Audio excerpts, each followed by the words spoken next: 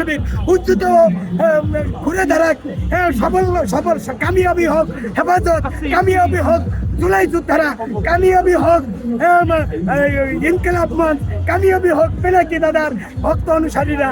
নারায়ে তাকবীর, আল্লাহু আকবার। মাহফুজ আলমকে বলে দিই, মাহফুজ আলম তোমারে আমি খান সিদ্দিক তোমার জায়গা মতো লাগাই দিব মলম। আমি কিন্তু হিরো আলম না, হিরো আলম হলো কমেডি হিরো, আর আমি হলো সত্যিকারের হিরো, 32 ভাঙ্গের হিরো। আমি হচ্ছি বাংলাদেশের আসলের হিরো। হিরো কাকে বলে? যাদের হিরো, অনেক ধরনের হিরো আছে। আমি কোনো কমেডি হিরো না, আমি কোনো চলচ্চিত্রের হিরো না, আমি প্র্যাকটিক্যালে 32 একটা ইট ভাঙলে কি পরিমাণ নেকি হয় নিজে ভাঙছি, জনগণকে ভাঙ্গাইছি, সেই হিরো।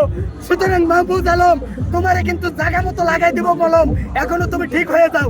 তোমারে আমি হুঁশিয়ারি করে বললাম, তোমার উপদেশটা যেভাবে হইছো তোমারে কিন্তু নামাইতে 2 মিনিট সময় লাগবে না। ঠিকঠাক মতো কথা বলো। জামাত শিবির হেফাজত কোনো ইসলামের বিদ্বেষী কোনো কথা বললে তোমার কান ধরে চেয়ারের দিকে নামাই দেবো। হুঁশিয়ার, সাবধান।